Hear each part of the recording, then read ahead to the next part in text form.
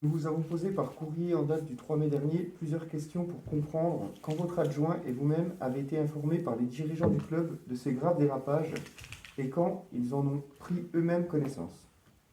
Comment les dirigeants du club expliquent-ils ne pas avoir pris connaissance plus tôt de ces problèmes alors qu'une douzaine de jeunes filles partaient en septembre 2020 vers un autre club du département?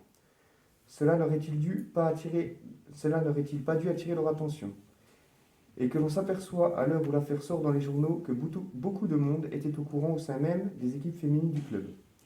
Une fois l'affaire mise en justice, y a-t-il eu une enquête interne auprès des jeunes joueuses du club en contact avec cet entraîneur pour s'assurer qu'il n'y avait pas d'autres victimes?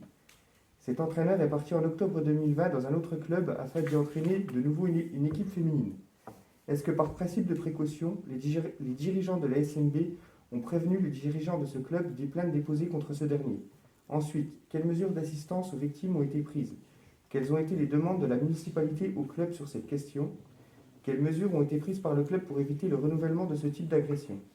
Enfin, une question qui se pose évidemment est comment justifiez-vous la différence de traitement entre l'ASNB et l'ASBS sur ces questions de violence? Merci.